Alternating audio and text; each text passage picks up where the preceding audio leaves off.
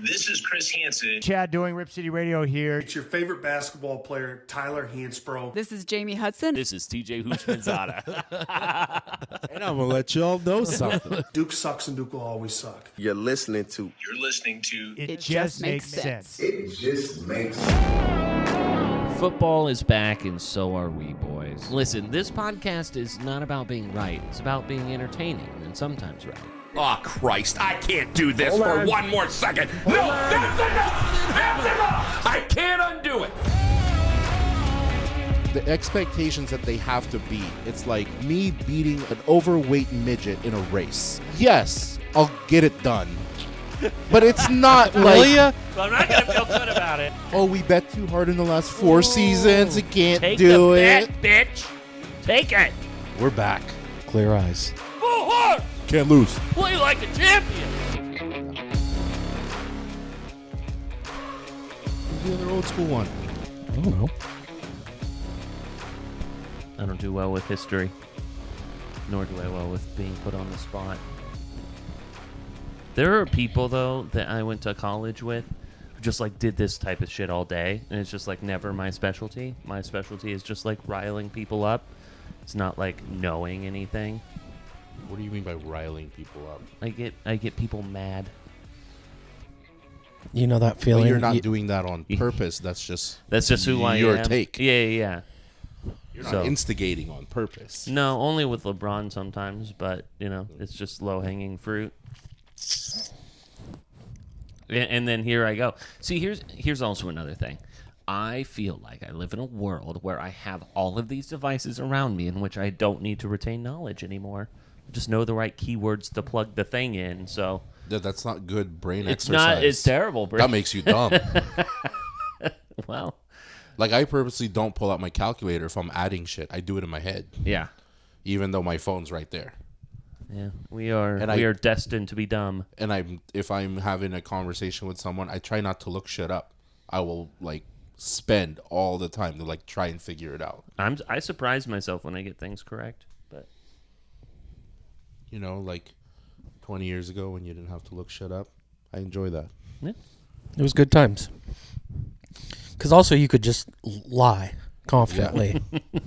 Yeah. I mean, isn't that kind of half the battle when you're doing these types of shows or whatever?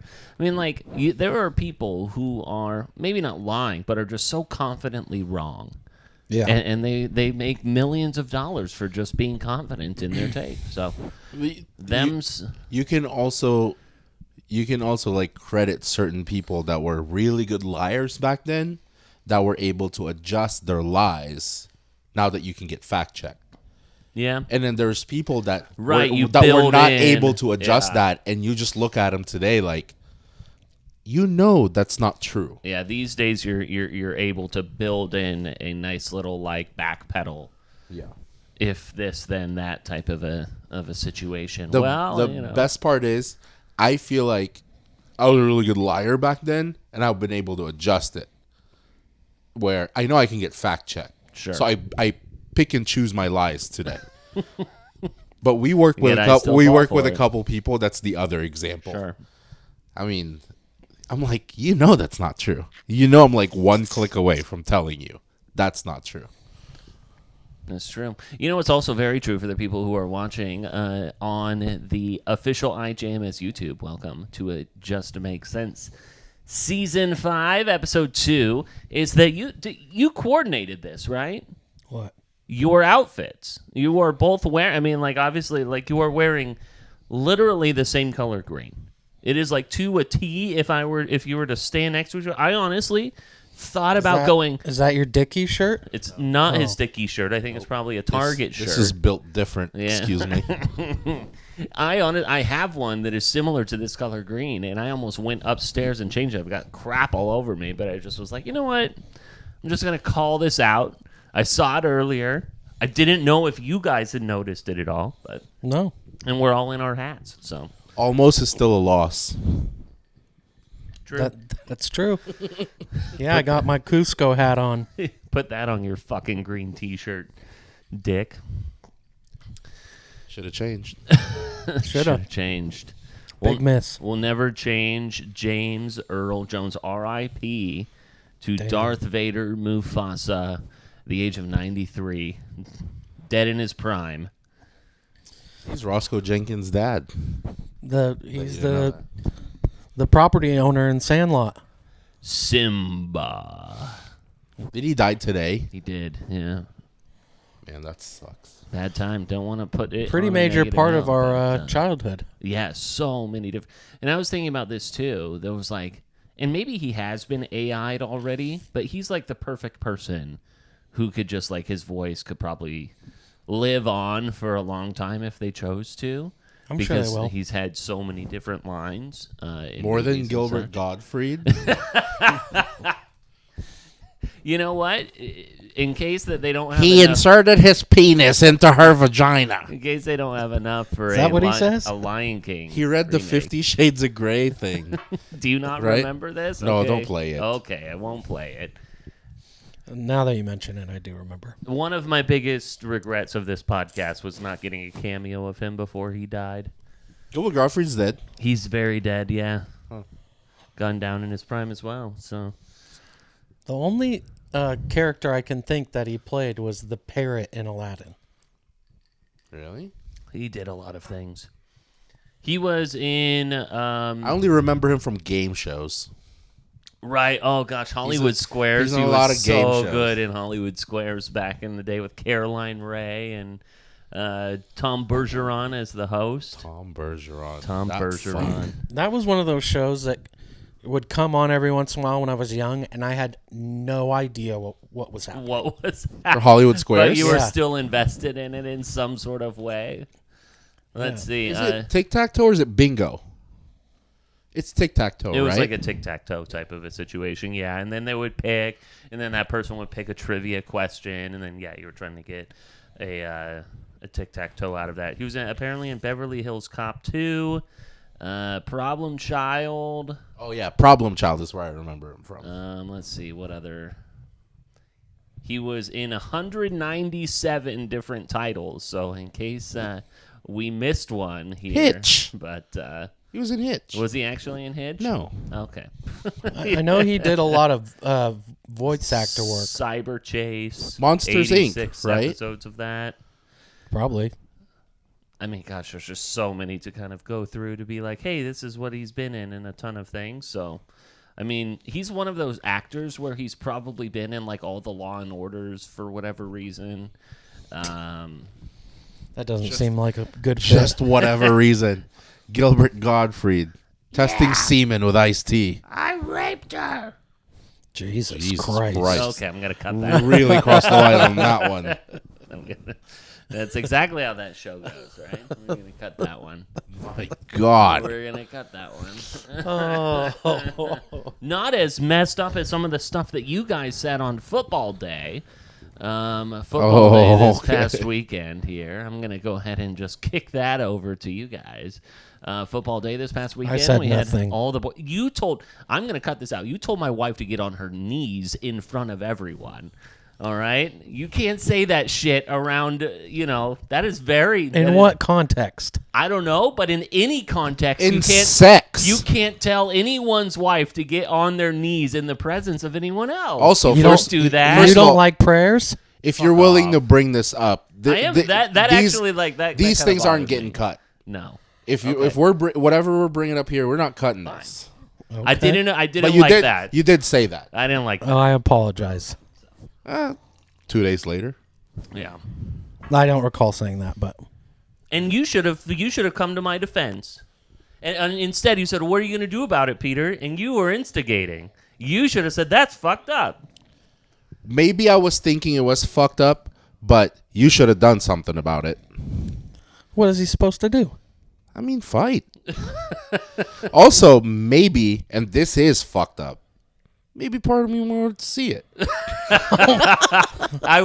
I could not do that to a man with new teeth. I could not do that. You didn't have to punch him in the face.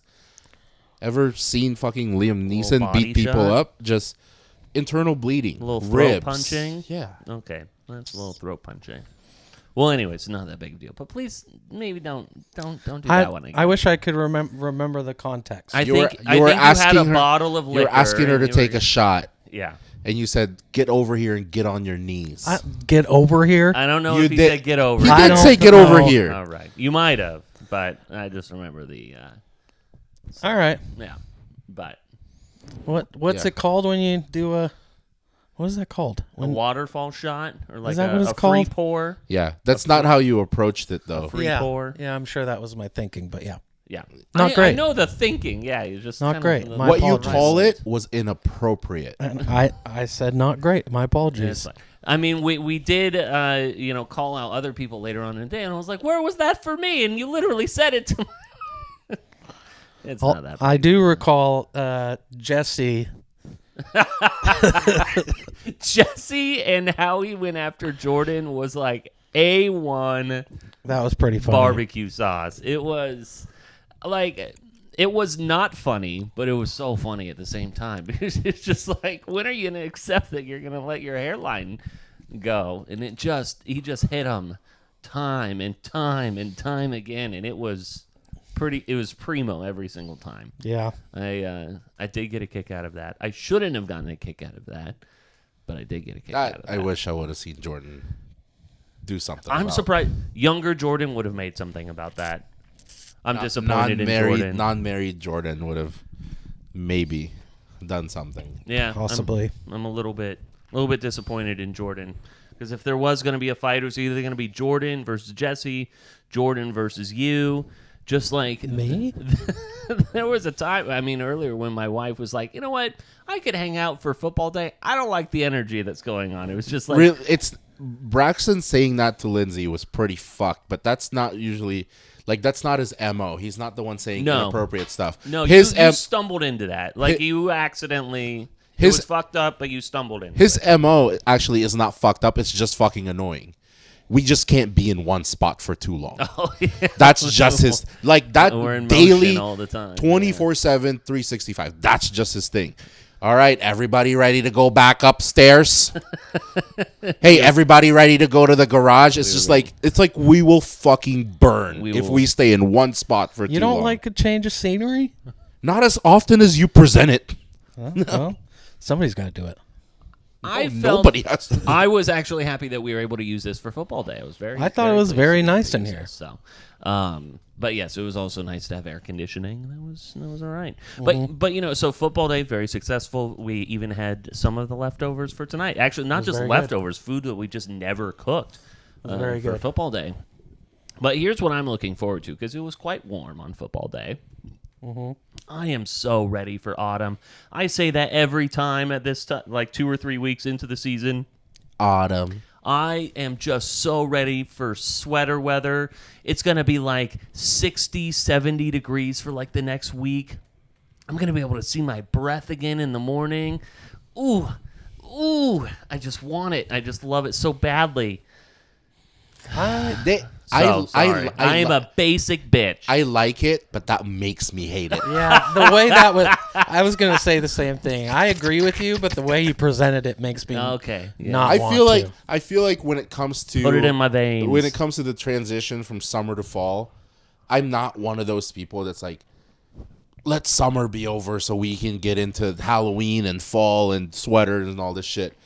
But I feel like I'm surrounded by like extremes.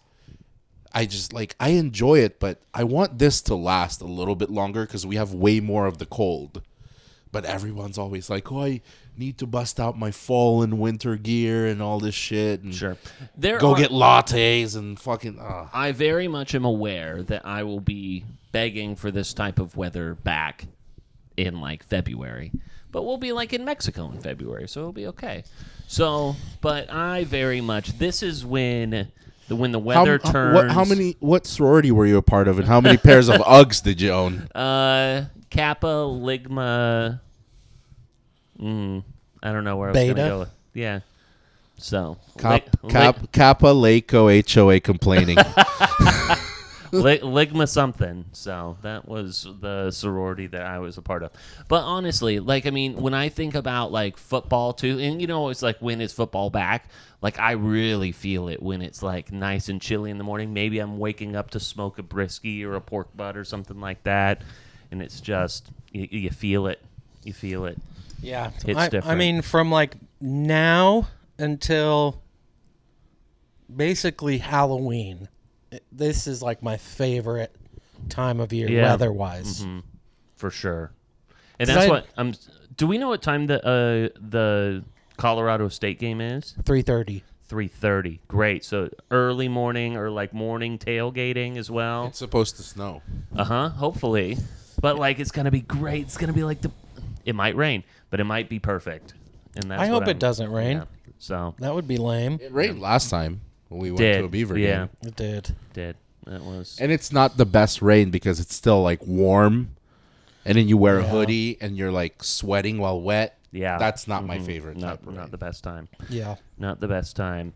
Not the best time either for the Notre Dame Fighting Irish. I have officially cursed my first team of the podcast. It only took 1 week, boys. Congratulations. Thank you. It's only $20, right? We're sitting there. Yeah, it is only $20 here, but I mean, and we'll talk about like who would you rather be here coming up. But I mean, like, you know, we had the quad box of football on, and all of a sudden I look up in the top left-hand corner. I go, wait, is that Notre Dame like about to kick a 60 whatever yard field goal to try and win a game against Northern Illinois? Like, what the hell is happening? Try and tie. Yeah. Well, They no, were that down would've- by 3. Were they down by 3? I thought it was 16-14 at the Yeah. time. Either way, an improbable situation. Notre Dame suffers one of its worst losses in a long time. Marcus Freeman has done this now a couple of times. It's pretty embarrassing. Not the greatest. They'll still be in the Natty.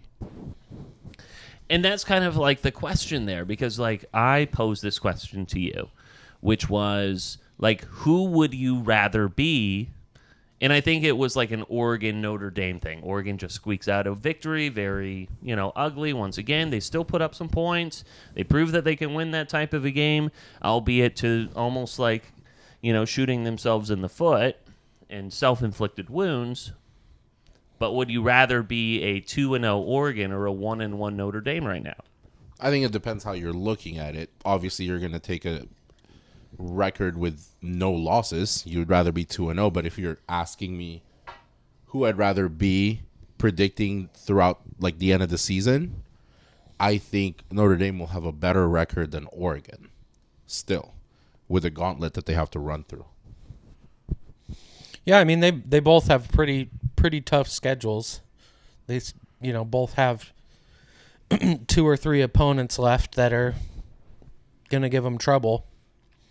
So I think if all things are equal in that sense, I'd rather have an undefeated record at this point for sure. Yeah. Also, I can appreciate how someone can stay positive by saying, "Oh, it shows a lot that Oregon can squeak out a game like that." That's only good if you're playing like Alabama. Yeah. I appreciate the sentiment of being positive, but squeaking out a Boise State game at home, Yeah. that's not really a good thing. 17, I guess it was probably like between 16 and 19 points were the spread, depending on how you got it in that game. Oregon very much made things difficult again on themselves. I mean, it could have been a totally different situation. They had that whole Utah situation where, guy drops the ball. Luckily, his teammate picks it up right there at the end. Was that Jordan James who did that? I believe so. Yeah, and so could have been Can't be doing that. You've got to take that all the way. Yeah, You got to do the DeAnthony Thomas thing where you Yeah. find the goal line as the finish line type of a deal. yeah, you got to carry the rock in all the way. Well-coached teams don't do that. There's a culture there. You don't do stupid stuff. Yeah, it was odd to see not only this week but last week to see Oregon kind of play down to the level of their opponents. Because I'm not trying to take a ton of credit away from Idaho or Boise State. I think they played decently and obviously did well on defense to keep their team in that position. But it just kind of seemed in both situations, kind of like I said last week, that Oregon was playing down to their opponent instead of, taking an opportunity to, really. Do you really feel that way? Yeah. Like, that's like saying, with all due respect, you're a fucking douchebag. It's like, it contradicts both opinions.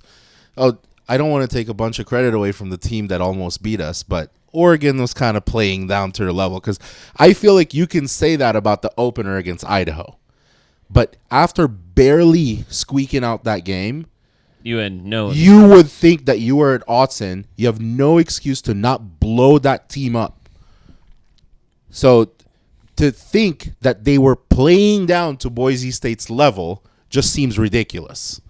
Or maybe, or just maybe, Boise State is good enough, or Oregon isn't as great as people see them to be this season. Yeah, well, I guess that's left to be seen.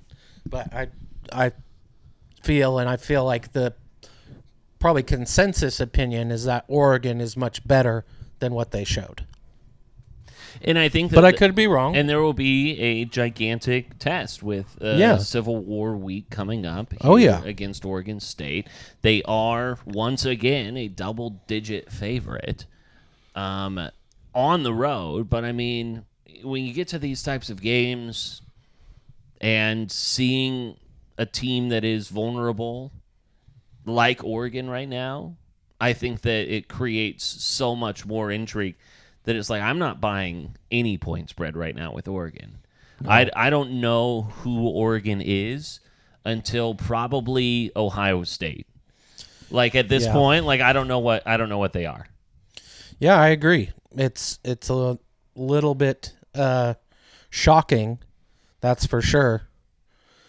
But again, I think that, going into this week, they're in this same position where it's like, okay, now you still got something to prove to kind of everybody. Everybody's kind of giving you your flowers and said, hey, this is a national championship contending team. And then 2 weeks in a row, you're like, not that. And, either you come out in this rivalry game and step on their throat, or you have another stinker and barely squeak one out. I think, they're in a position where they need to leave people with less questions than they are leave coming no in. doubt. You ever hear Coach Boone and Coach Yost? Yeah. Yep. Leave no doubt. Exactly. They're not capable of doing that. Well, and they weren't the only ranked team that had a little bit of trouble this past weekend. Obviously, we're going to talk about Texas and Michigan here in a second, but, Iowa loses to Iowa State. Kirk Ferentz walks out to many men as if he's like some sort of like vilified guy. Then he takes his team, scores 19 points a week after he was suspended, where they had scored over 40 points where he wasn't on the sidelines. So Kansas State also, I believe, had that like right at the end of the game. Barely wins that game. Penn State almost lost. That's true. Yeah, Penn State nearly. So, I mean, they weren't the only team in week 2 that were ranked that ran into some trouble. But also the drop in rankings. It's like, what are you basing this off of? Yeah. They barely beat Idaho. They go from 3 to 7, so that's 4 spots. I feel like the win against the performance against Boise State was worse than against Idaho, and they go from 7 to 9. So I feel like you should be more punished for the second game than you were the first one. Well, and to do that as well when, there are 2 teams in the top 10 who are losing. And yeah, the AP has nothing to do with where things are going, but it at least can prove a little bit as a litmus test or whatever. But Braxton, for you, one of the teams that you were high on, Texas. Yeah. Take it away. I mean, they look great. That's two weeks in a row where they put in their backups at the end of the game. I think that's exactly what you want, especially when you're playing the defending national champion. Regardless of the turnover that they've had, Michigan was coming into this season with a, top-tier defense, as everybody was saying, and they kind of made a joke out of them. So keep it rolling. I kind of feel like Michigan this year, it was like the team where a game like this needed to happen so that then people in like the rankings world could bury them a little bit, like to just kind of like sow any doubt of like all right, we need them to lose badly so that then we can get them out of the conversation. That's what it felt like to me.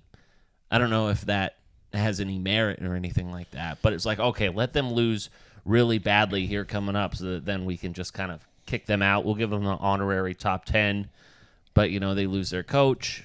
They lose a bunch of key players in their quarterback and their running back. Obviously, they're the University of Michigan. They're going to reload, but they're the team that they find reasons for to keep up there. Yeah. So if after this bad Texas loss, if they roll, they are going to find ways for them to, your worst loss is the top 2 team in the nation. You're back up. Yeah, I think I agree with both of you guys because Michigan is the type of team that's going to get favoritism when, it comes down to voting for the playoff rankings. But I think it makes it easier to put them a few spots lower for the committee, I guess, by having one of these big losses. And I don't think it's going to be their only one. I think that obviously they're going to play, Penn State, Ohio State later in the season. They've got Oregon. Yep, Oregon. That's a win for them.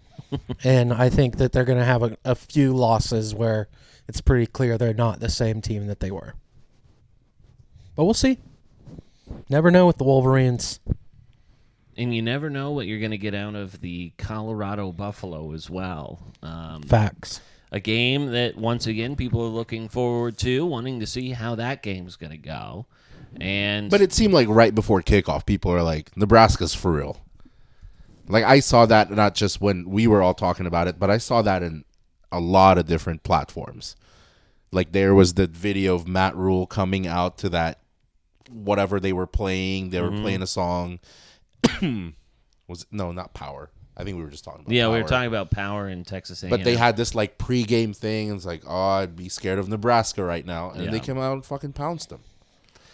There is a possibility, too, that Nebraska's schedule goes super favorable and they could find themselves at like 7-0 if they play their cards right when the rankings come out and you go, is this like a top 3 team? If they do that, right? Yeah. The back half of their schedule gets a lot tougher. But, I mean, it just was another example for me. I'm not necessarily trying to, like, do this to take an easy, cheap shot at Deion Sanders. Oh, you are. But, I mean, this to me, when I saw this and just kind of all of the off-season stuff with the recruiting and throwing people under the bus and the lack of accountability and the nepotism, favoritism, all of this stuff.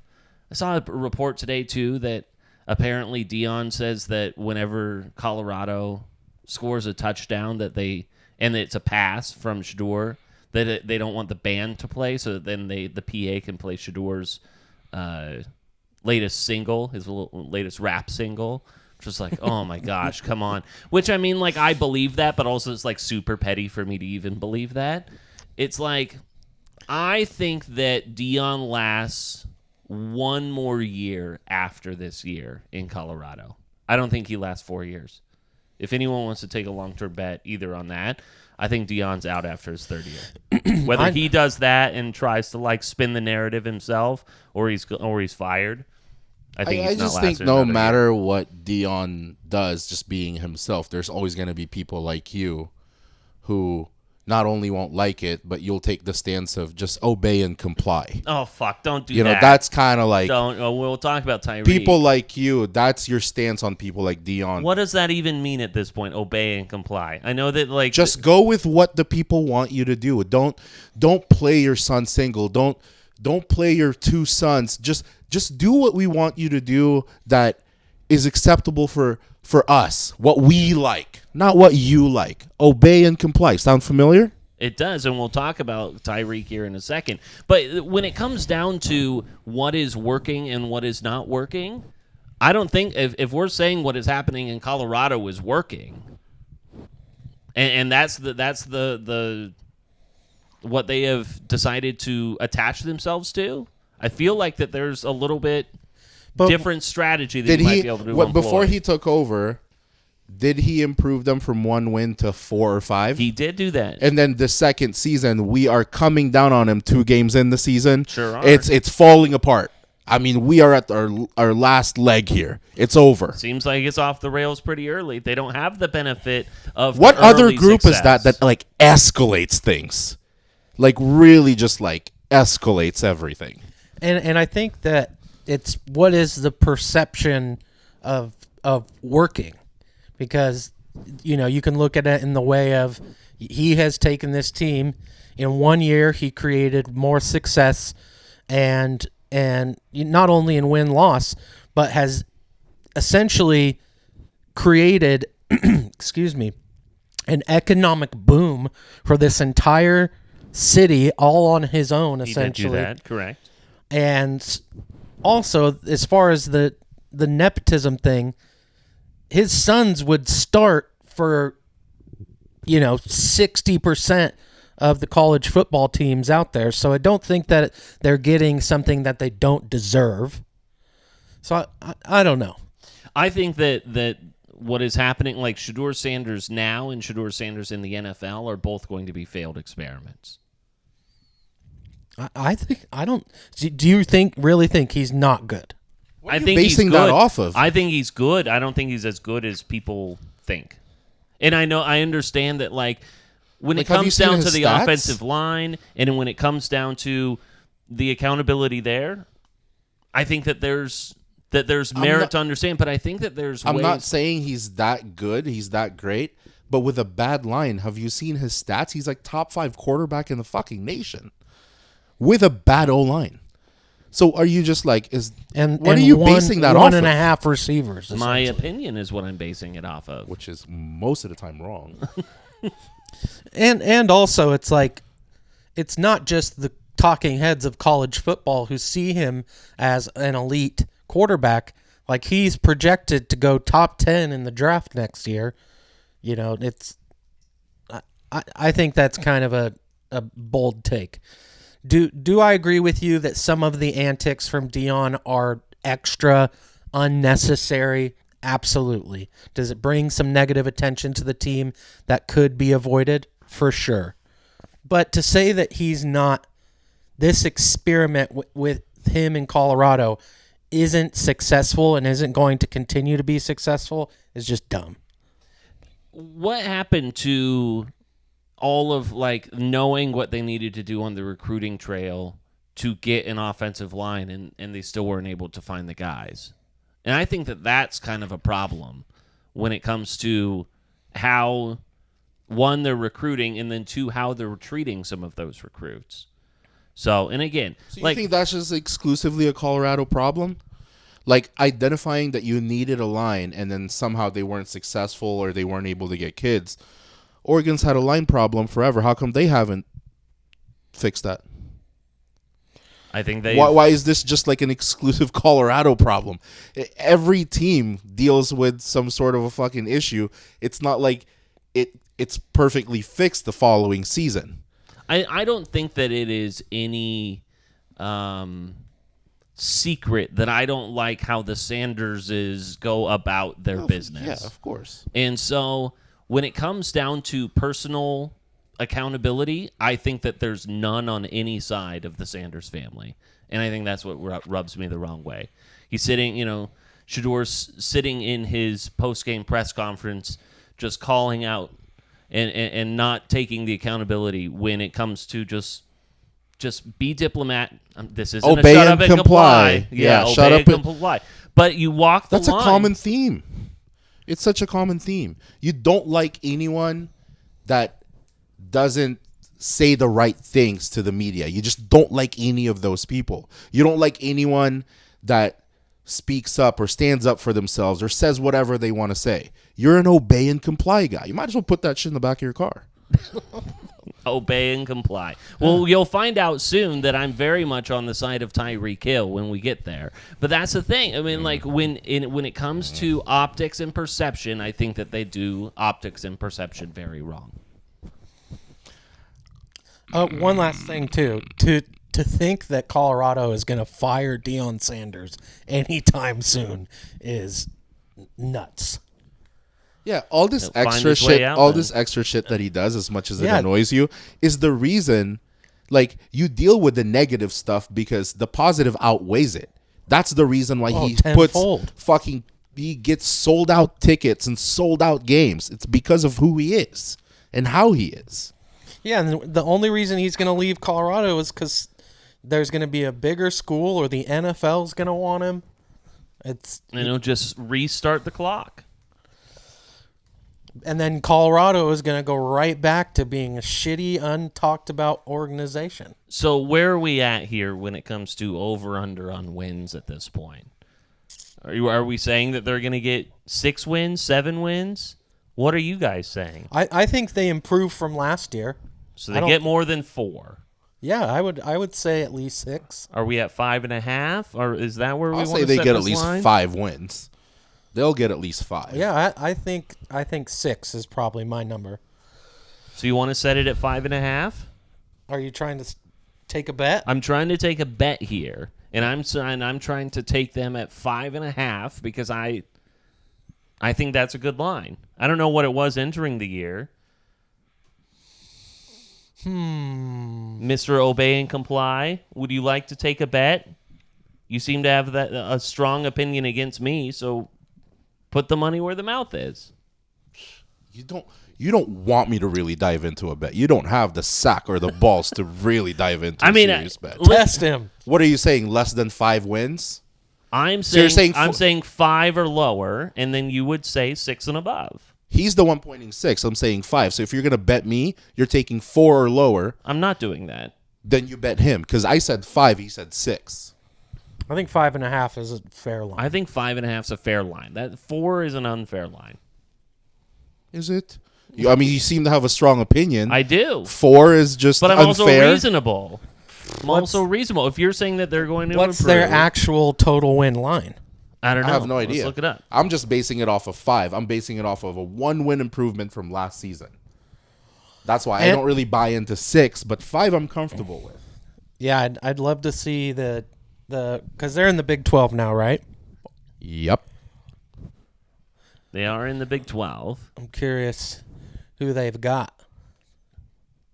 Don't have to deal with Texas or Oklahoma. That's a good thing. I'm seeing 5.5.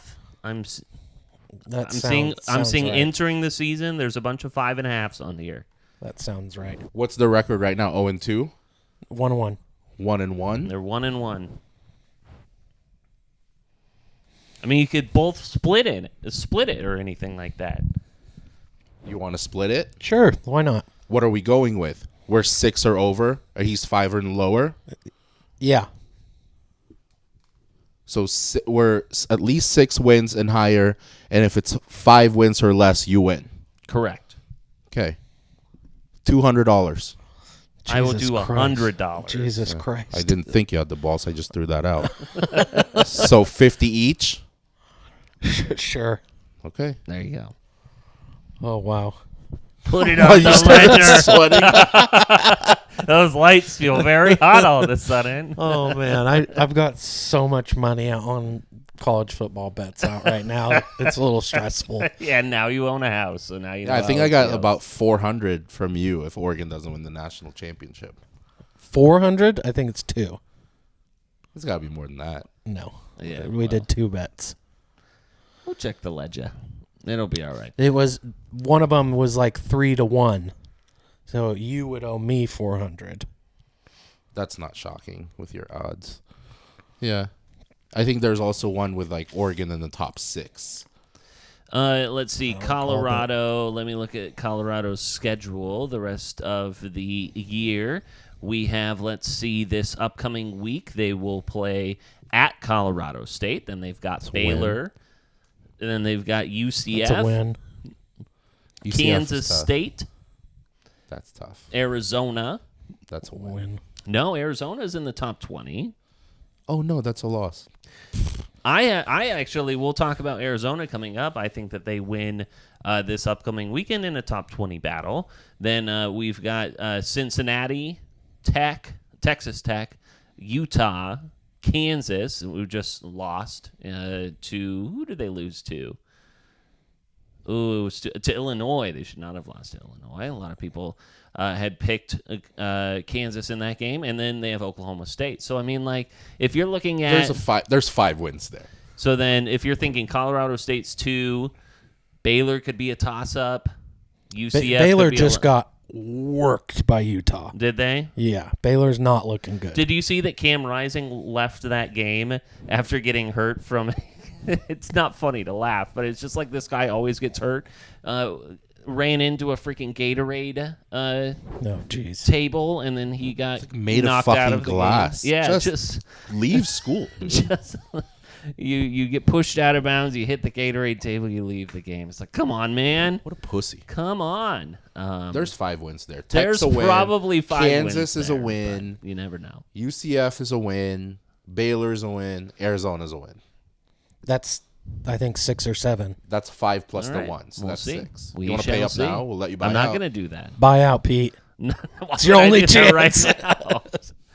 So, I would love to be proven wrong, but I feel like I won't be. What other college football tickles your grundle this weekend? The Beavs won. 21-0 to San Diego State. That was a heater. What a heater. That's on the road, won by 21 points. I think that's much better than winning by 3 at home against Boise State. That might be fair. That might be fair. That might be fair. I think Boise State puts up a little bit better fight than San Diego State, but honestly, we should have gone to that game. I love San Diego. Night game in San Diego would have been great. I prefer football day. Football day was great. Football day was lovely. And we'll talk about week 3 in college football after we get into the NFL. Before you bring up anything about the NFL, okay, it's absolute bullshit that Kendrick Lamar is doing the Super Bowl. You think so? Yeah. Why? Because you had a perfect opportunity to have Lil Wayne do it. They've always catered to hometown. They did Eminem, Dre, Snoop, and L.A. Now you're going to Kendrick. And Kendrick. You have New Orleans, and you are going to miss out on putting Lil Wayne in the fucking Superdome? Yeah. And you're going Kendrick because his fucking shitty song for the beef went viral the last 2 months, so he's the guy we want to listen to? I don't hate him, but all he does is scream. And you're going to fucking put him in the Super Bowl halftime show. I was curious to get your guys' take, and I do somewhat, I agree with you somewhat, because when you think about Lil Wayne and the amount of collabs he also has, the number of people that he could have had on that stage. There's a lot of possibility. Crazy. There's also a ton of other, Louisiana rappers that are big that you would think about before you get to Kendrick. Yeah. It's bullshit. Yeah, it's been interesting, too, to see, people in the hip-hop community like Master P made a statement. Nicki Minaj has been going off about Jay-Z and how he's pulling strings and he's a bitch and blah, blah, blah. Excuse me. But people are not happy about this. Yeah, and I tend to agree. And it's nothing against Kendrick Lamar. I think he's an incredible rapper, incredible artist. I like his music, but it just doesn't make sense. He's already done one. Right. He wasn't the headliner, obviously, but he was there. Headliner material. That's the thing. What he got was exactly where he is. He's not a Dre. He's not an Usher. He's not a Rihanna. He's not a headliner. The spot he got is exactly what's deserved. So for him to headline this he's a West Coast guy. For him to headline a New Orleans Super Bowl doesn't make sense. Bullshit. Doesn't make sense. What is he, Deion Sanders' son? The fact too is that the last few years they've gone with some legacy artists as well. Not trying to call Rihanna legacy, but she hasn't necessarily put out anything new as of late. Still super popular, still one of the most listened to people. When you think about some of the people that they have had leading up to this, Kendrick's almost very much current and new and happening, and that was a little bit of a surprise Also, as usually well. when you pick a Super Bowl performer See, like, you can bring on Beyonce or Rihanna after not putting out an album for a decade. Yeah. Their following is so strong that it doesn't matter. Like, people will tune in. People will center their fucking thing around it like it's, like Taylor Swift level. That's who those people are. Kendrick doesn't have that same following. You're going to tell me he's the biggest and baddest West Coast rapper? He probably has the same following as a fucking Game, who's not done anything. Right, it's like, who would he bring in that would keep the olds around, right? It wouldn't change anything. Yeah. It wouldn't change anything. That's bullshit. Yeah. Yeah, I don't love it. It was, for both of your reasons, I agree. Maybe not to the level of passion, but I definitely Wheezy, agree. though. Wheezy F, baby. You're going to miss out on that. Yeah. Lil Wayne in his hometown. Especially if, like, possibly, and I mean, we'll talk about Jordan Love here getting hurt. I mean, if the Packers were in the Super Bowl or something like that, If that the would be super sweet. Packers versus the Saints. Something like that. Super Bowl. Yeah, well, it wouldn't be Packers Saints, but it would. Oh, yeah. But still, either one of those within it would be pretty awesome. So Tyreek Hill arrested on his way to the stadium. We've seen the video. Many of our listeners have probably seen the video, both the body cam and all the lead up to it.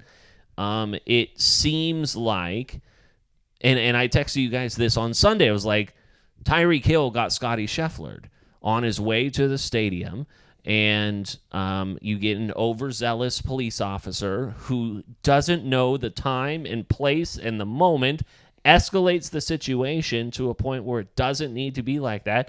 Did Tyreek Hill do everything to a T the way that the police would have liked it? No. But that's again, when you come at it from a position of a athlete trying to get to the stadium, when you get to it as a black man dealing with the police and all of this stuff, there's so many other factors that we can't necessarily put ourselves into the position and be like, it's bullshit to say that, oh yeah, and that was probably one of the biggest things. It was like, oh yeah, obey now and then complain later is, I'm paraphrasing this, literally what was said within the Miami-Dade County police statement, which is utter bullshit. And hopefully this, it doesn't seem like there's many people coming to the position of the police on this. Did Tyreek do everything perfectly? No.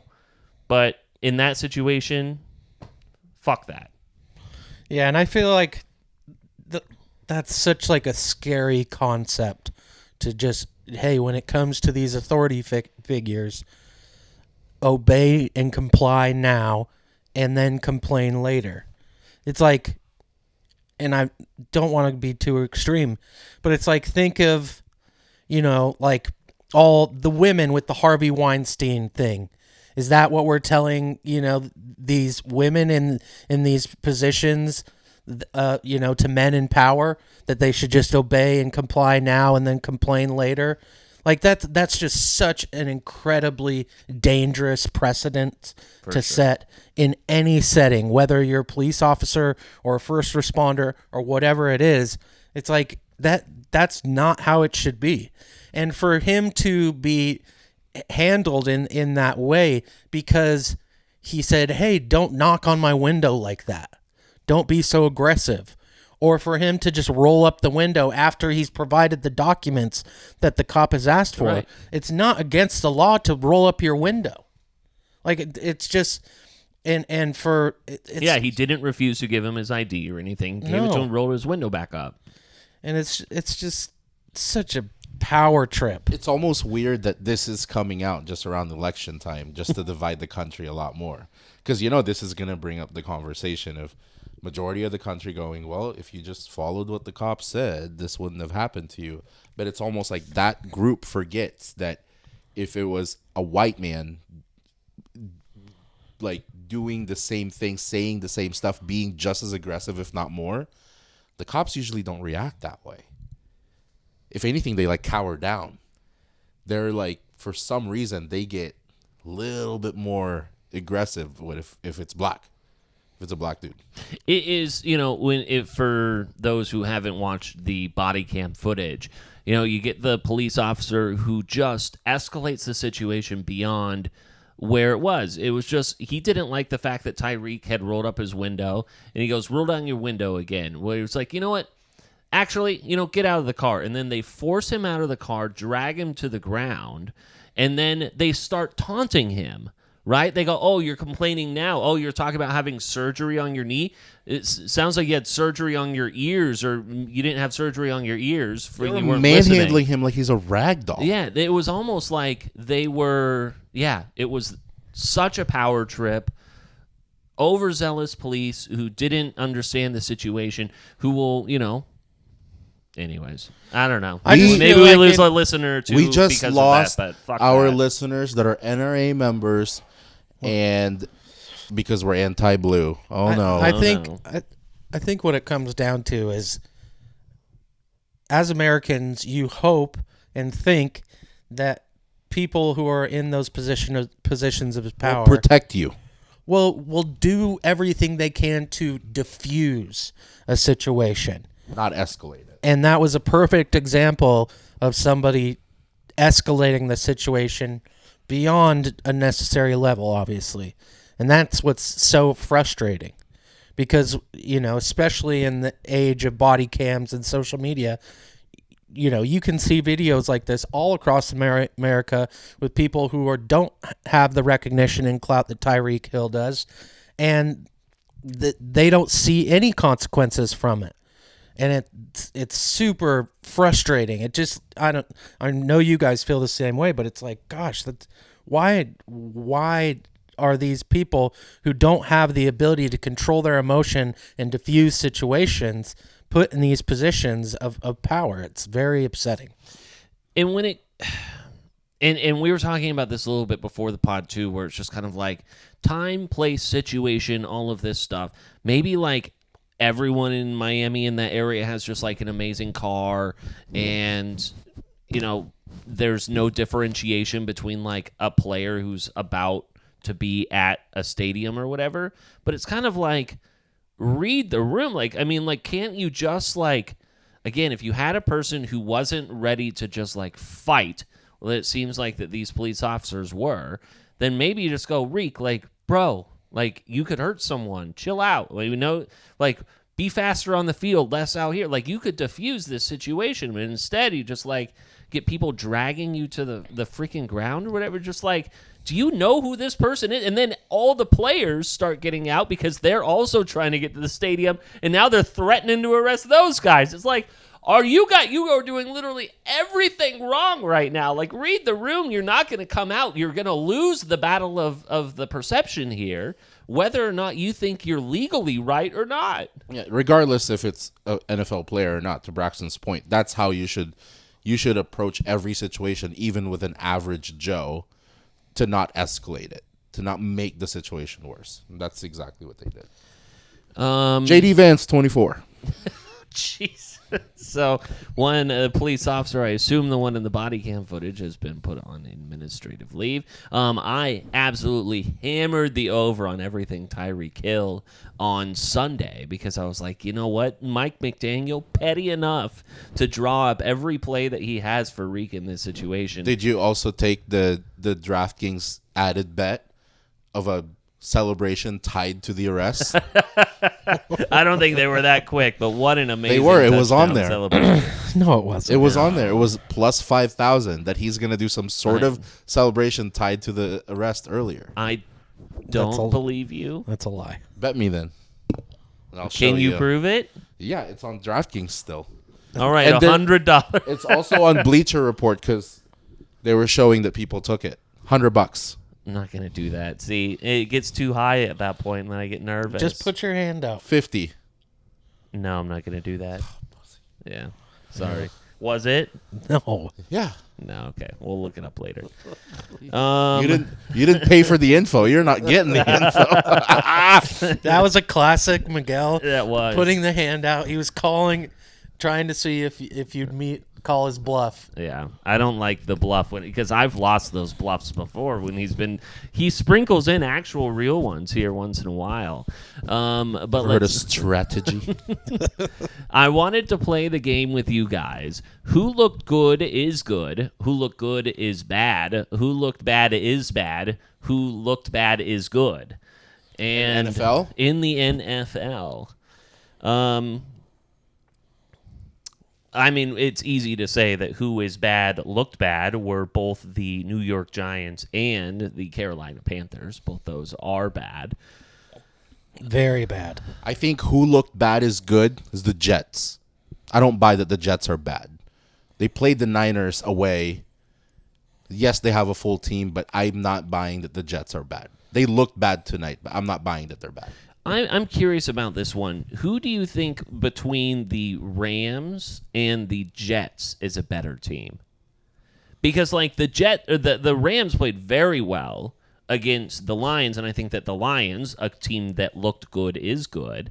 That was kind of the difference between like a team that, I mean, is almost great at this point, that can like take that game situation, all that, and win the game versus a Rams team that obviously they dealt with some injuries in that game, but like can't necessarily like isn't ready to get over the hump at this point. I think you can nitpick differences between the Jets and the Rams. I would probably give a slight edge to the Rams. Agreed. Because I think they're better coached.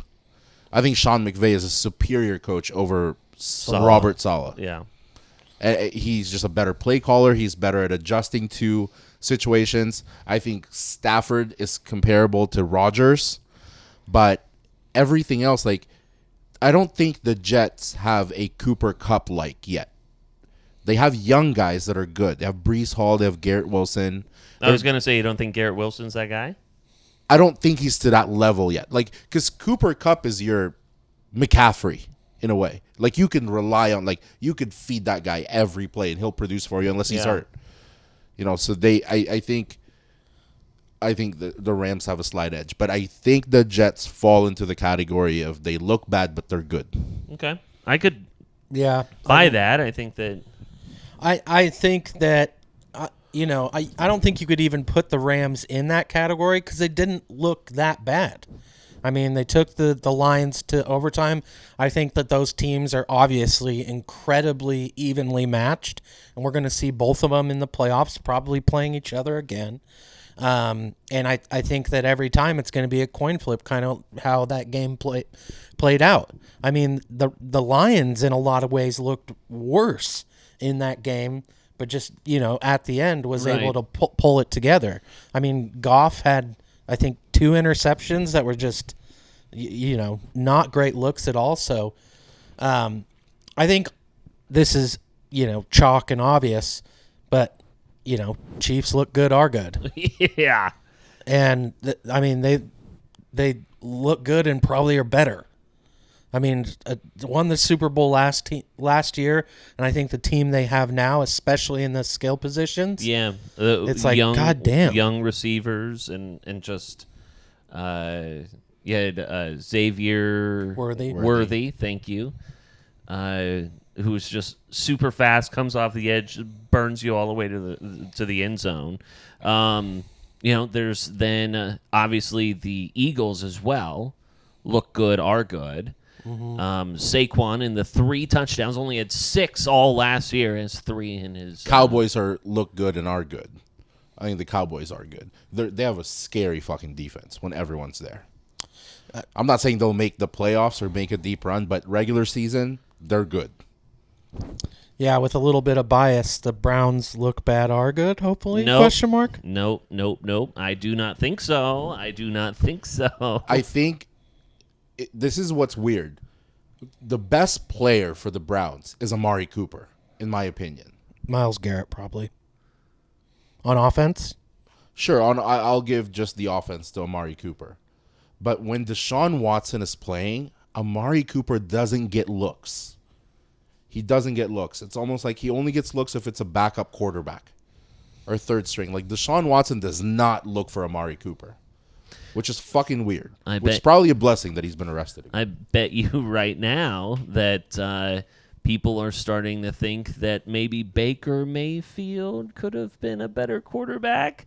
I think we've known that. Before I get into that, there is one clip that I did want to show you. There was the first caller of the day on the, on the Fan, which is the Cleveland sports radio there. Someone calls in at 6:26 a.m. They take their first caller. 216-474-0092. You ready to go to the phones? Sure. All right. Dave in Macedonia, you're first up on the Fan. Hello. Good morning, boys. All right. He's quoting Daniel Caffey. Please. There's some, two numbers. You'll figure them out. 42.9, 144. What is all this? Watson's quarterback rating, Mayfield's quarterback rating. Oh, Christ. I can't do this Hold for on. one more second. No, that's enough. That's enough. The first call out of the box, we're going to do this. The very first call out of the box, we're going to do this. No. I know what his quarterback rating was. I know that he was good. Guys, I'm not doing it right out of the damn box. Can I have a little bit of time before we do this? Can I have a little bit of time? That he ain't coming home. He ain't coming back. Only to play us. That's it. He had a great day down there. Congratulations on all his success. I can't undo the trade. I can't undo it. Didn't appreciate him while he's there. Didn't appreciate him. This is what we have when it comes to Baker versus good old Deshaun Watson. So let's see, 13 games since Deshaun Watson has only played in 13 games versus 30 games for Baker. Are these since Cleveland stats for Baker? No, these are since Deshaun signed his fully guaranteed deal. So since Deshaun signed that fully guaranteed $230 million contract, now these numbers are a little bit skewed because Baker has played in far more games because of injuries and the suspension. But Baker has 44 touchdowns to Deshaun's 17. He has 6,496 yards to the 2,386 of Watson. He has a quarterback rating of 90.9 to 78.1 and has been in 2 playoff games. So, Tough scene there for good old. And it was nice to see the Bucs, and you and I were talking about Chris Godwin and Mike Evans, and then Bucky Irving for the RB1 of the Bucs there. I think Bucs fall into look good and they are good. Yeah. You know what's one thing that we haven't named as a looks good is bad, and that's I'm going to put that stamp on the New Orleans Saints. Yeah, I can't decide on them. They look good, but I know they're not. They're not. I don't trust Derek Carr. They played the Panthers, okay? Yeah, so I don't know. But I don't know if I want to label them like they look good and are bad. I think I'm like, I don't know where they belong yet. They have good players there, but, how much juice does Kamara have left? Can you really trust Derek Carr? Can you keep this up? Who fuck knows? I think looked good or bad would be the Arizona Cardinals. I think that one might be a little bit of a hotter take, but I mean, when you look at what they ended up doing from I will say this: and Marvin Harrison didn't do jack shit there in that game. Yeah, that was a big honestly, the only thing that they need to improve upon is ball distribution. So I just think that I think at the end of the day we will look at that as they looked good but are bad in the long run. I don't know. The only thing I could knock them for is they roll as Kyler rolls. Yeah, Kyler's gone. They're not doing anything. But I mean, they almost beat the Bills. They should have won that game, actually. Yeah. They should have, yeah. So where does that put the Bills? They didn't look good until they kind of won that game. They were not looking so good early on. They were down 14 The points, Bills- 17-3. All of a sudden you go, hold on, what's going on here? The Bills might be the exception of they don't necessarily fall in any of the 4 categories. Like, are they good but they're really bad or whatever? I think they are. The category they're in is they're going to disappoint you with whatever expectation you have of them. And the thing about the Bills is technically this is a rebuilding year for them. And so I think that, if they're able to get into the playoffs this year, that's a huge win for the Bills with their position of getting rid of a lot of their talent, kind of like How I is said. this a rebuilding year? Well, I think it's a retooling year. I wouldn't call it a rebuilding For one year. person? For Diggs? Well, I mean, like their entire. Gabe Davis is gone, isn't he? Yeah, they pretty much got rid of all of their weapons on offense. I think that like The all only person, three of their the only person they brought receivers back are- was Dalton Kincaid. and they lost Knox is still there. The only Schultz- people they no, lost not is Schultz. Gabe Davis and Stephon Diggs. Those are 2 pretty big guys, I would say. They lost a couple of guys on defense, too. I think Poyer's gone. I mean, it's nice to see DeMar Hamlin as a starting safety. But, so for me, I don't necessarily know if, the Ravens played well. I think they're a good team. Obviously, they lose. But it's pretty funny when you look up and down. Let's talk about the Bengals here. Looked bad. I think I'm not good? buying that they're Like, bad. I think they look bad, but they're good. They looked real bad. Yeah. They cost me a couple of bets there, so screw them. I And almost- anyone who had them in the survivor pool as well in week 1. I mean, I think just the immediately Bengals eliminates lost them. people the most money. Like, just the general public. It was them. Yeah. But since Joe Burrow has been the starting quarterback at Cincinnati, they're 1-5 in week 1 games. They always start off a little slow. The one year that they went to the Super Bowl was the one year they won that opening game. Hopefully that's not kind of a... I think the Bengals are a team that once the dust settles, they'll be fine. Yeah. You have some shit, like some drama with Jamar Chase. You have the T. Higgins stuff. Mm-hmm. It's like once the dust settles, they'll be fine. Because I almost wanted to say that who they played was the opposite. Like I was going to say the Patriots look good but are bad. But I don't know if they're bad. I think they have... Patriots? Yeah, like they still have, even though Belichick is gone, they have the same feel on defense. They have the same kind of... What do you call that? Like the Moxie. same... Yeah, like they have the same moxie, the Je ne same sais aura quoi. on defense. Ramondre Stevenson, who I feel like nobody wanted to touch in fantasy, goes off for 120 and 1 or 2 touchdowns. Jacoby Brissett played really well. Like I'm not saying they're going to be that good, but I don't know if they fall in they look good but are bad. What about we've got the AFC North. Let's include this. The only team to win from the AFC North this past weekend, the Pittsburgh Steelers, led by Justin Fields. The Pittsburgh Feelers? Yeah, the 18-10 win. If you look at both those, I wouldn't even say that, I know that the Steelers won that game. I don't necessarily know if you can call them good in that game. They beat the Falcons. So you had a lot of issues there with the Falcons, Drake London, Bijan Robinson, Kirk Cousins, Kyle Pitts. Obviously it's your first game with a new head coach, but I mean, when you look at those 2 teams with the Steelers and Falcons, overreact a little bit. Looked bad, are bad. Look bad, are good. I think the Falcons look bad but are good. I think they'll be fine. I'm not buying stock in the Falcons. I know that's like kind of a hot hot commodity right now with all the pieces, adding Kirk Cousins, things like that, but I don't know. I don't see it. Yeah.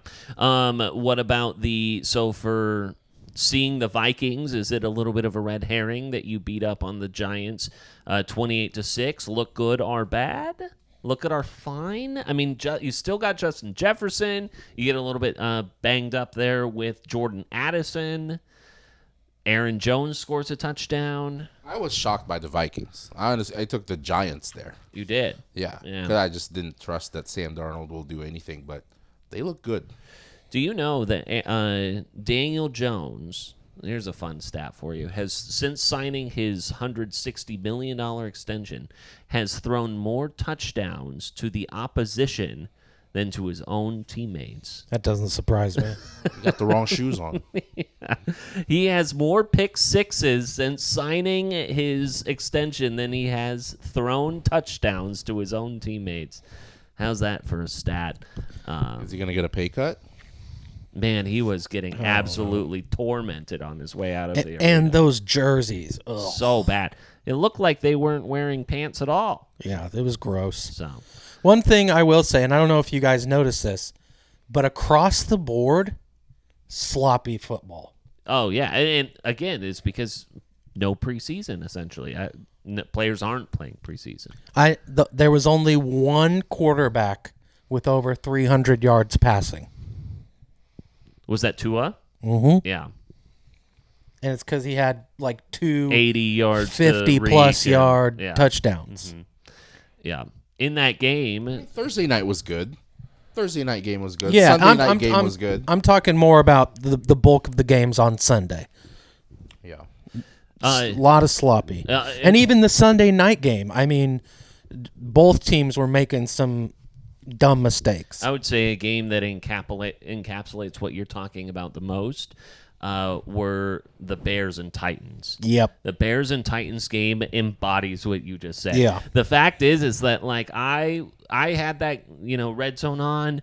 I gotten a little distracted, came back. They were down like 17-3, 17-0. All of a sudden, I was like, wait, they won 24-17? How did that happen? Yeah. What did Caleb Williams do?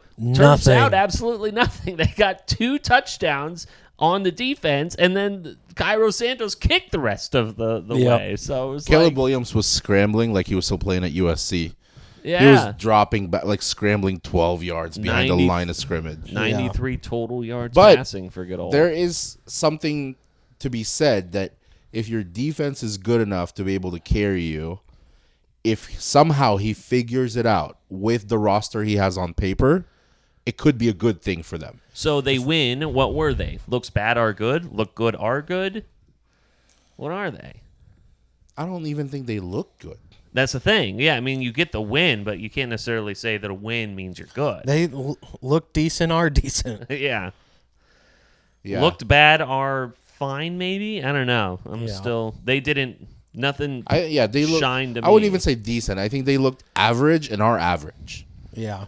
And I think, obviously it's week one. I think with some teams it's easier to kind of put stamps on them and, because we know what to expect. They've had their roster kind of in place for a few years now, but as far as the Bears go, it's like, who fucking knows? Yeah. You brought up the Sunday night game. Obviously, you've talked about it a little bit, but you've talked about just whether or not the Lions looked very good and sloppy play and whatnot. And I kind of feel like a game that was pretty similar to that Sunday night game was the Dolphins-Jags. Jags go up. They're looking like they, could potentially pour it on. Then second half comes, Dolphins, obviously get that 80-yard touchdown strike from Tyreek. And then it turned into a 2017 game. So I'm kind of wondering between those two teams how we're feeling. Obviously, there was like a really bad fumble, I think, by ETN, which was not good. But that's a 14-point swing. Yeah, huge swing. Yeah. So then Dolphins, Jags, where do we lump either of those teams? I mean, I think the Dolphins are good, and they look good, and they are good. Yeah, I would say that they kind of look bad. They didn't look great. Yeah. That's for sure. And that was a huge part to them winning, that change in momentum with that fumble essentially on the goal line, and then very next play to, have an 80-yard bomb. Talk about a momentum shift. Yeah. And comparatively to like the Lions, I would take the Lions over the Dolphins. If we're just looking at week one, I would take the Lions over the Dolphins because, as you said, that first half, it was like. But this is why we always go back to like, you can kind of predict who's going to be there at the end because that's how important the it guys are, like the X factor guys. Because if you don't have that, like you could be an above average team like let's say the Patriots end up being above average, the chances of them going all the way is pretty fucking slim. But when you're a team that has a Patrick Mahomes, Travis Kelce, a Cooper Kupp, Tyreek Hill, you're going to be there because just like that, at a snap of a fucking finger, you could change the entire game. Yeah, when you have those types of guys. When you don't, you're kind of just inching your way, hoping maybe we could turn this around. I think that teams that look good are good. One was the loser in this game. I think that both look good are good. Texans and Colts. And naturally, you get Stephon Diggs gets his first touchdown, which I called on this podcast last week. I took him anytime plus 40 receiving yards. I didn't think that was too outlandish, and that one did not hit. But I did. Obviously, there was the anytime touchdown. Then he found his way bitching his way up and down the sidelines for whatever reason. Diggs, that's just who he is. He's going to be more of a problem for the Texans than he is an asset. Because he's such a whiny little bitch. Yeah. He's going to mess with that chemistry that they created or started last year more than he's going to help. Yeah. Despite that, Nico Collins, 117 yards, I think it was. So good game for him. But I was surprised. I liked what the Colts were doing. I thought that they played well. I think team that looked good and I think is good that's flying under the radar, Seattle. You think so? I think Seattle is going to fly under the radar and do better than what most people think. I think Seattle's defense is really good. That could get you far enough that if Geno and DK and all these guys start putting it together, Kenneth Walker is solid. He's just as solid as Pacheco. Mm-hmm. And you have DK, you have experienced guys like Lockett, Smith and Jigba. Young, but yeah. Those guys, they put it together with that defense. I think they're gonna be good. I think that the Seahawks are gonna start fast and finish slow. I think, if we're going to be sitting here after week 7 and the Seahawks are going to be 5-2, 6-1, something like that. And we're going to be like, oh, this is a playoff team. And then I think they're going to shoot themselves in the foot. Well, you think they're going to be like 10-8, 10-7, 9-8? That's what I mean. Like, they fall into the category of like, you could do well in the regular season, but they're not a team that's going to be there at the end because they don't have that guy. Yeah. They don't have that guy. They could have an over 500 season, but I don't see them in a wild card. I don't see them that deep. Yeah, especially competing against, they're in the division with the Rams. The Niners. Arizona. Yeah. And I'm in LA, yeah, the Rams, if you didn't say that. I did. But, okay, sorry. And I'm, not very often do 3 teams come out of a division. I'm definitely going to be taking the Rams and the Niners over the Seahawks. But I think they'll be fun to watch. They're definitely going to put people on upset alert for sure. Team that shares a stadium with the Rams that you mentioned, the LA Chargers. They look good but are bad.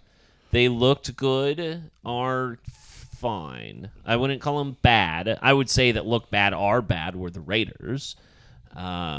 I thought that the Raiders in that, and I want to get your take on why you think they're going to be bad here in a second, but the Raiders had, and you talk about the momentum shift that happened in that Dolphins game. I thought what happened there in the fourth quarter, Raiders had the ball, they were down 6. They kicked the ball, and they were driving. They were at midfield on what is it when you're on the opposing team's 47? So you only had 47 yards to go, and you punt the ball on 4th and 2 when you could have gone for that to then turn that into, you pin the Chargers back.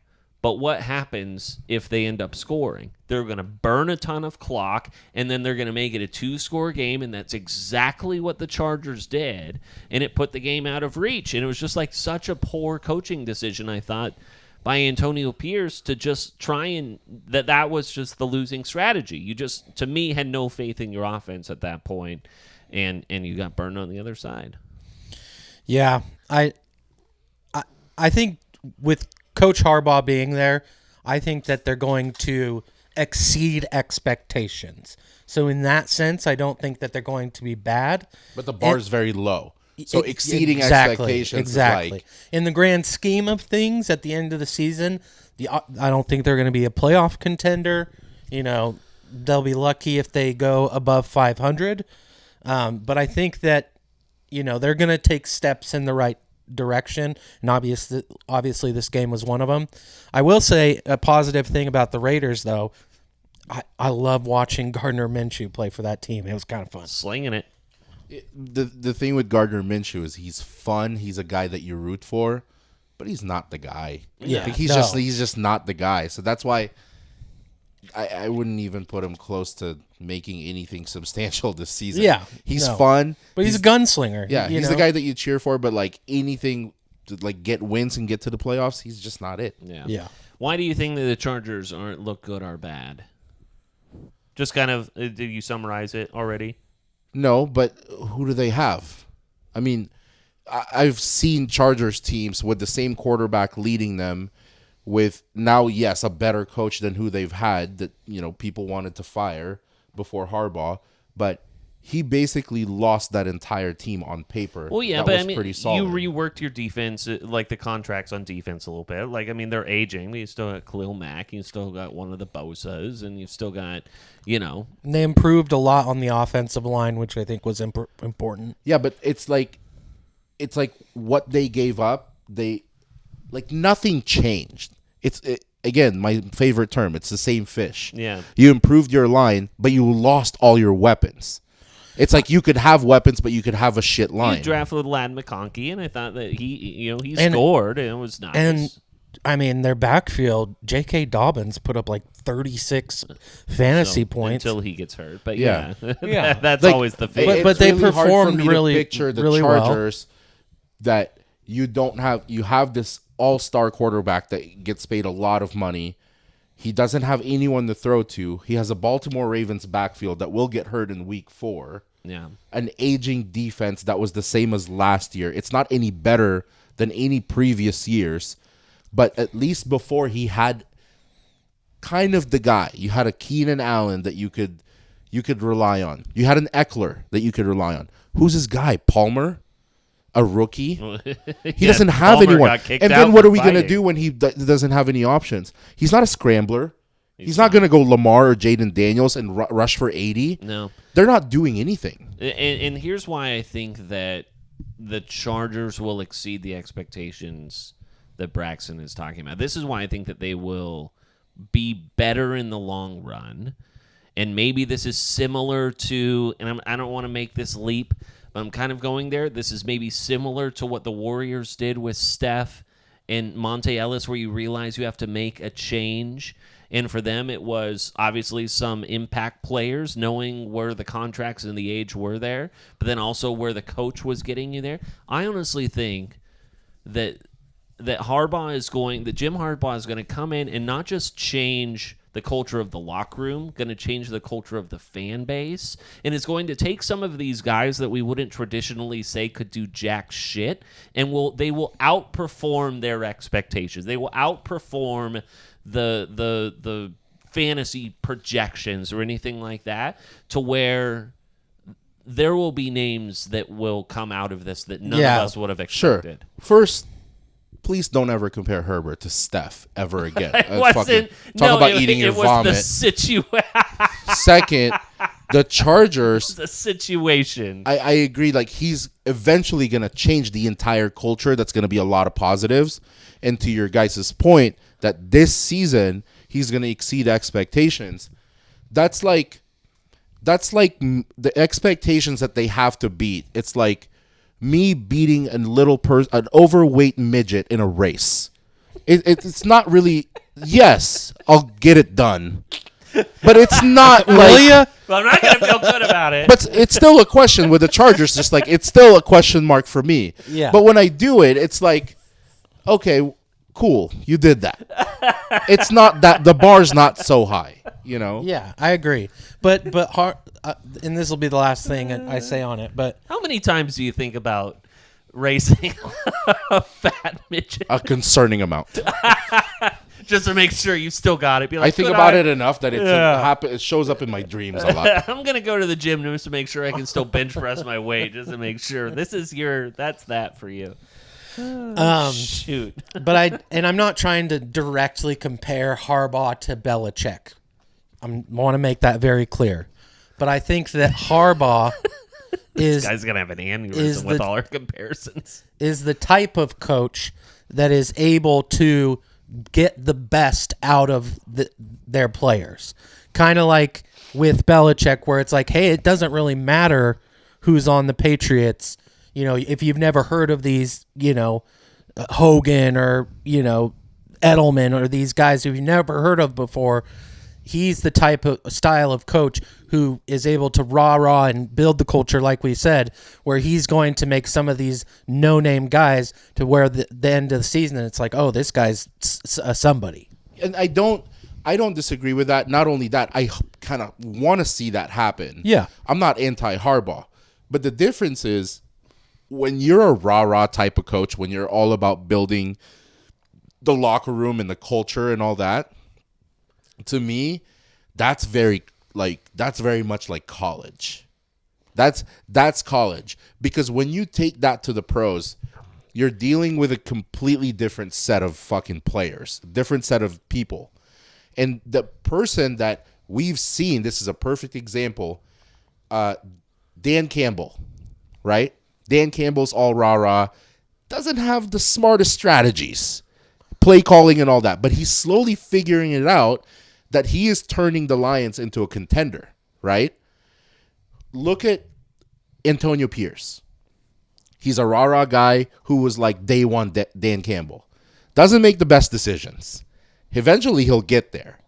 But this whole motivating your guys like in college can only take you so far in the pros. Eventually, the reason Belichick was so good is because he had that, but he had the fucking X's and O's better than anybody else. But so does Harbaugh.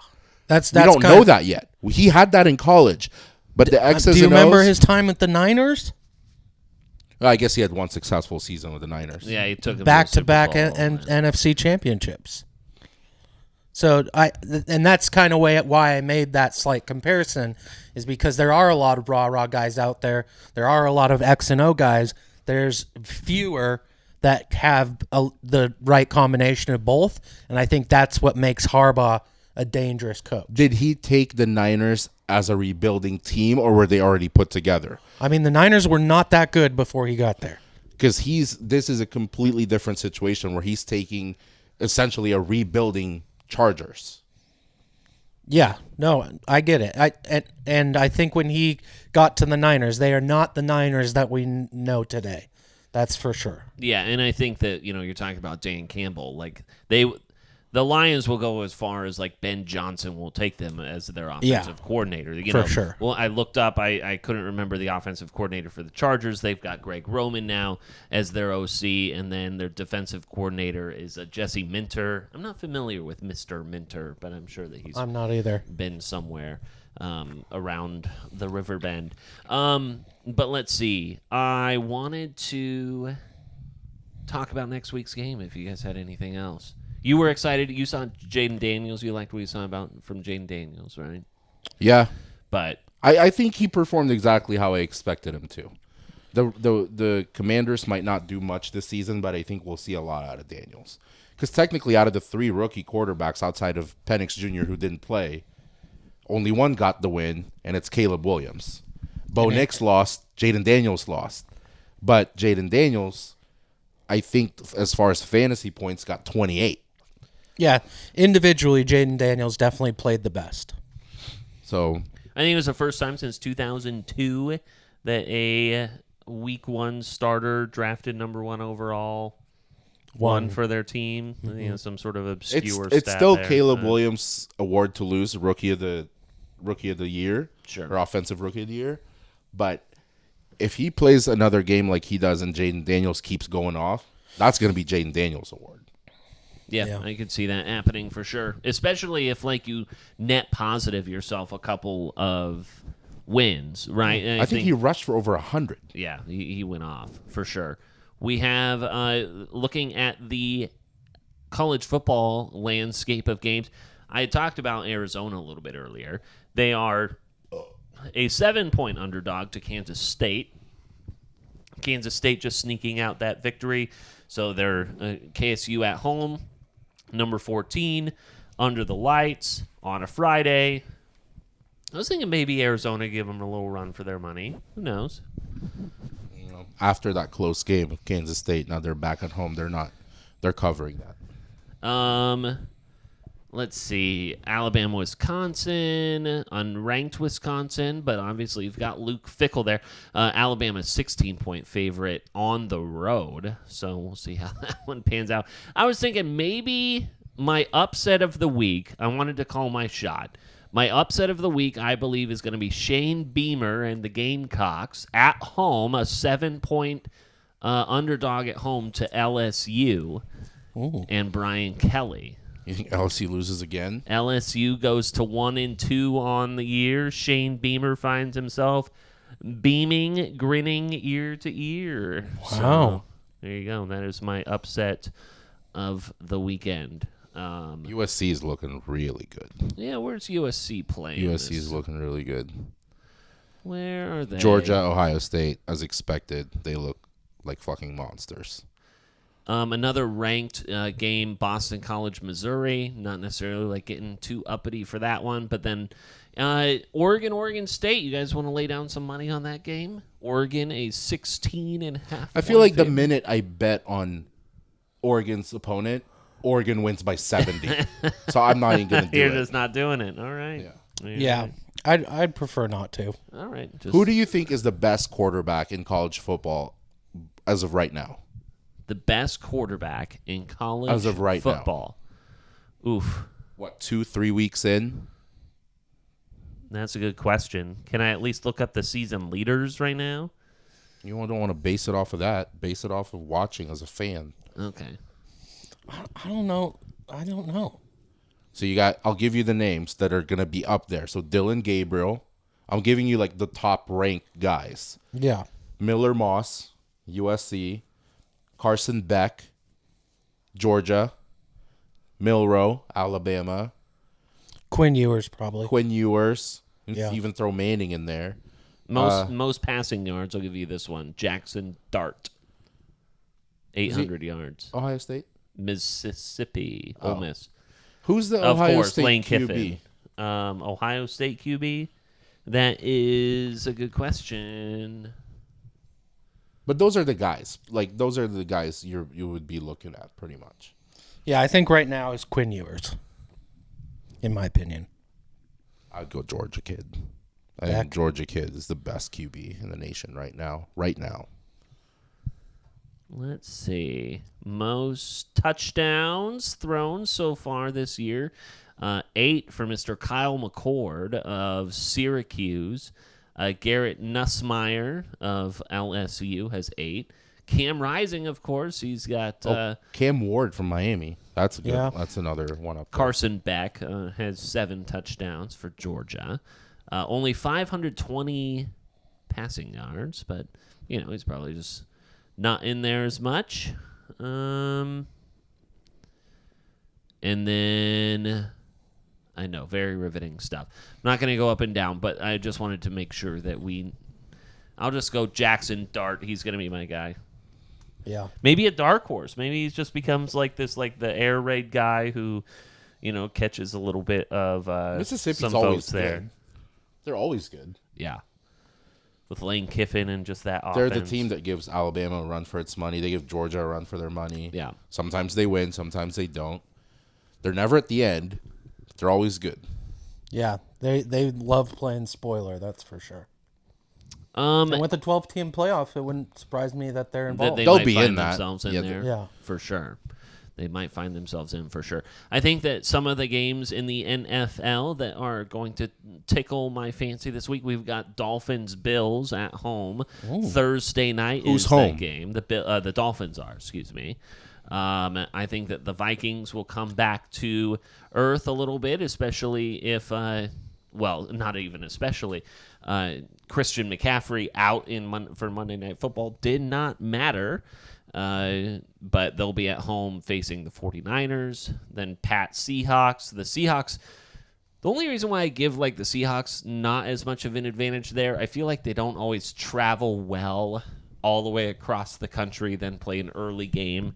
Just, it hasn't gone well for them in the past, but they don't have chartered flights. they do. It's just it's a big old time zone. They're Big playing old time zone. They got a big old time zone. They're playing at 9:00 in the morning. It's just not optimal. Commanders Giants, boy howdy. That's gonna be a shit game. I hope that's a 10 a.m. Sunday game. It is. Yeah. I mean, that could be a Jaden Daniels coming out game. Maybe, yeah. That's an opportunity for him. That's a trap game in sports betting. Yeah. That's when you get some props that you think will hit, and it could not be farther from even getting close. Do you think that a lot of points are scored in that, or no points at all? If a lot of points are scored, it's from one team. It's from and the then the other Commanders, team has 3. Chargers at the Panthers. Oh my God, that's a worse game than the other one. Definitely a worse game than the other Saints Cowboys. It could be a fun game. Oh, the Saints are gonna get destroyed. You think? one. Yeah, Cowboys defense. Cowboys are at fucking- home. Dak Prescott newly Saints minted. are gonna get The destroyed. newly minted $260 million guy or Also, whatever. super underrated Cowboys running back Rico Dowdle. Doddle. That guy is solid. Yeah. He's good. And Zeke Elliott back home. Back home, right there. Someone said it was just that Dak Prescott, that Jerry Jones signed the guy that will be the final Dallas Cowboys quarterback that he'll ever see, or something like that. I was like, that's dark. Yeah. Oh, that he'll die. Yeah, that he's going to I mean, die. he's and old Dak, as fuck. And Dak Prescott's going to be the guy that he gave all that money to. Which is funny. You know what? Just don't say that the money doesn't mean anything to you when you become $1 or $1 million more paid. I know it's the agents negotiating this whole thing, but just be like, it's an honor, blah, blah, blah. But if money didn't mean anything to you, then, and I know, what's he supposed to do? Not take it, but, just don't say that. Obey and comply. Shut up and dribble. Packers without Jordan Love for the next 3-4 weeks. That looked bad. We all saw the replay of the knee popping out a little bit. Looks like just an MCL sprain, but maybe Malik Willis for a few weeks. I'll take the Colts on that one, just as they try and get their sea legs under them. And then you've got the Browns and Jags. Browns at the Jaguars. Jaguars. That could be Go Brownies. That could be a decent game. That could be kind of a fun one. Who knows who will The battle of average. It seems like the Browns we do better. Suck again. As much as it's weird to think, the Browns do better when Watson's not the QB. So maybe just fucking get rid of him. You know who their backup is. Jameis. Perfect. You can't I'll spell take- I'll Jameis take Winston without wins, baby. I'll take it all day. Oh my god. Yeah, I don't know. Jets Titans, possibly a chance for Aaron Rodgers to avenge his loss here on Monday Night Football. Another good game, sneaky good. Not even sneaky good, just good. The Lions hosting the Buccaneers. Ooh, that will be good. So that should be. That's a rematch of the playoff last year, right? Was that? Yeah. No. they played, Is that a they playoff played game? There was a playoff game. No. The Bucks played the Eagles. They played the Lions too. Are you sure? Yeah, Lions Bucks was a playoff game last year. That could be right. They beat him in the first round? Yeah, that's the Lions obviously won that game, but the Bucks, that was a good game. I don't think that's right because the Bucks played the Eagles and won. And then in the second round, the Lions played the Rams. Look it up, Pete. Oh, gosh. Okay. 1 second. Pretty sure Lions played the Bucks. 2023. If you're wrong, you have to eat vomit. We do have, it's a shot bet. You want to do a shot bet? I don't know about that. No shot bets? Okay, we had the Buccaneers lose to The Lions. The Lions, Thank you. 31-23. Okay. That was a great game. There you go. It was a great game. And then they played the Rams after the game after. Yeah, That's gotta probably. Probably. Makes sense. Yeah. It's natural that you forgot about that because you've like erased Baker from your memory, so you didn't remember playing the Bucs at all. Baker who? Exactly. Let's see. It was the Lions-Rams in the wild card round, Oh. and then it was the Bucs and Lions. Yeah. So I was flipped around. Flip-flopper. He's the flip-flopper, not me. Then we've got Ravens will trounce the Raiders, I believe. The Cardinals-Rams could be kind of sneaky fun. Lots of points, probably. I'll take the over on that one. Puka's also out. Puka's out. They've got, someone else went out for the Rams. I can't remember. I think it was someone on a line or a defensive player. Puka's out for 4 games. Yeah. Damn. It was great to see there was a video of Aaron Darnold. People are like, people are wondering how he's Aaron doing. Donald? Aaron Darnold. Aaron Donald. Sam's brother? Yeah, Aaron Donald. Aaron Donald. Duck was, they were like, I wonder how he's doing on his first week away or retiring, whatever. And his wife was just like there on the couch with him. He was just like passed out asleep, just loving life. Speaking of mispronouncing names, Jera has Amon-Ra on her fantasy team. How many different iterations? He just kept on saying, "Come on, Amaran." Yeah, That's pretty funny. Armoral. Is that the guy from B2K? Amaran? Then you've got the Bengals Chiefs. Watch, should be a fun game. watch Joey B come out of this week 1 fucking rut and just go off. At Arrowhead. There's something about the Chiefs that makes he plays his best against Mahomes. Yeah, and it always feels like Joe Burrow has a terrible week 1. Remember, 2-3 years in a row, he's just throwing 3 interceptions in a game, just shitting the bed. Against Like one I of the said, worst teams. 1 in 5 since he's been a quarterback there. Yeah. Doesn't he own the Chiefs right now with leading the head-to-head? Yeah, I think the Bengals, it's 4-1 or something like that. Oh, Yeah. I like the Bengals on this one. Taylor probably going to be at that game there in Kansas City. So Oh no, more mad NFL fans. Oh no. a game I don't know if I want to see, but maybe I do. Steelers Broncos. If Russ is back, that's physical. If that's Russ is gonna be back, physical. because he was hurt, and if he has a chance to play against his former team, that could be interesting. But Yeah, who I think knows that'll if be an Justin interesting Fields game. will get the nod. No one makes my dick go inside of me more than Russell Wilson. Just everything he does. When Jordan sent that Subway commercial, Yeah. I watched that. I'm like, oh my He's gosh, what is wrong with this guy? The anti-poon. The Sunday night game, a very interesting one. Caleb Williams versus C.J. Stroud. Ooh. So, but Texans by a mile on that one. And then, Wait, what's the spread? I don't know. You're trying to bet it? No, I'm just curious. I gotta pull my nose hair out. Let me see if I can find it here. Odds. Give me quick odds. I would say Texans. Where is it? yeah. Whose line is it anyway? Is it in Chicago? 6.5 point favorite for the Texans at home. They're at home.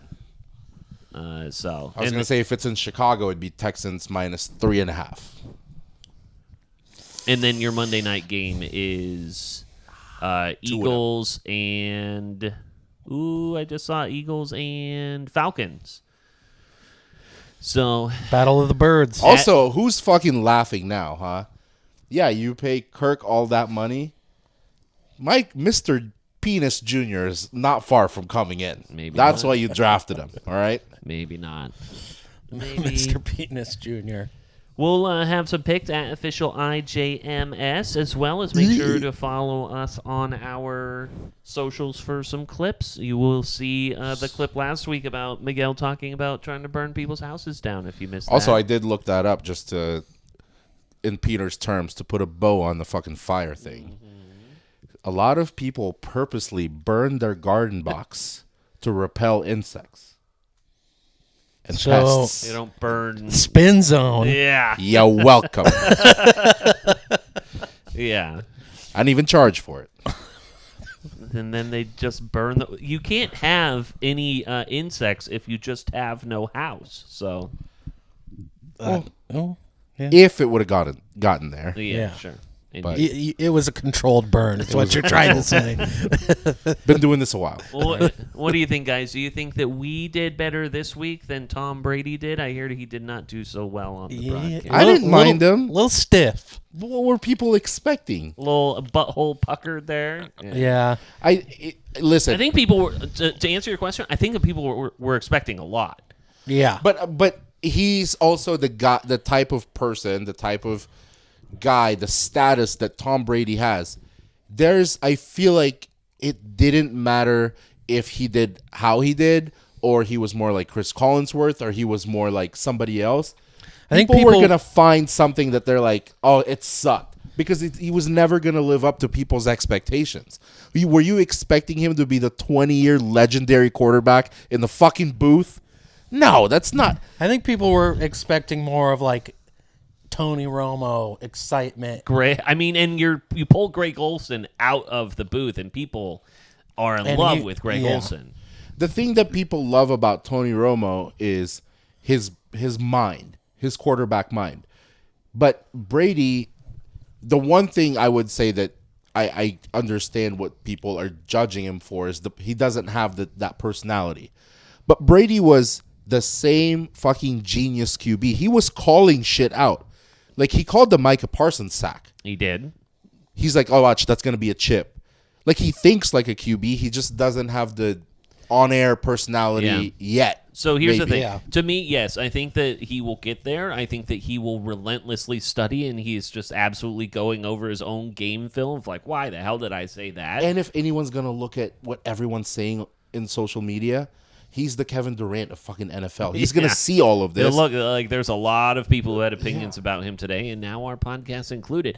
And that's the thing. It's like when you expect, like, what is he going to give you? You're looking for anecdotes. You're looking for one-liners. You're looking for, give me something that I wouldn't otherwise kind of see myself. It was just kind of just plain. There was like, it was almost like he saw ghosts in a way where it was like, I have so much knowledge in my brain, I just lock up. I could say 7 things, and I don't know which one to pick, and then you freeze and you say nothing. So I think that will probably come with time. So you want him to be more out there. Like, be a little bit extra than how you are normally. I think that, like, there's the possibility that you could over-prepare. I honestly think he probably over-prepared a little bit. But are you saying, like, you would prefer him to be, like, the less boring version of what you saw the first time and just, like reach a little bit more to, like, get outside Yeah, of your, I mean, I think outside that- of your comfort zone? Yes, reach, react, like, So be critical. So you're telling him the opposite of shut up and dribble. This guy, you want Listen, to not super obey white and guy, comply. go ahead and I got don't it. obey and comply. Gotcha. Yes, you were trying to back me into a corner on that one. I think he's going to improve. Week 1 for everyone. Yeah, but yeah, who knows that, like, you know, if he ends up saying, you know what, I actually kind of don't like doing this. Maybe in a couple of years he just leaves. Well, he's it going to alone. give the fucking money back. Well, he's got a ton of money already. Not as much after he lost all of it to crypto, but so too do. That's why we aren't super rich right now. It's just all this failed Fucking crypto. Dogecoin Fucking Doge. still hasn't popped off. Yeah, waiting for GameStop to come back around. All my money is tied up in Redbox. Yeah, they just declared bankruptcy. Been waiting for Yeah. that. I put that in before I had grays in my beard and still waiting. Super gray now. So, Oh, goodness. anything else, boys? Nope. Jesus, yeah, you waited to the end to do that to me. No. Just happy to be here. Yeah. Clear eyes. Get loose. So that was not as good, but still okay. Full hearts.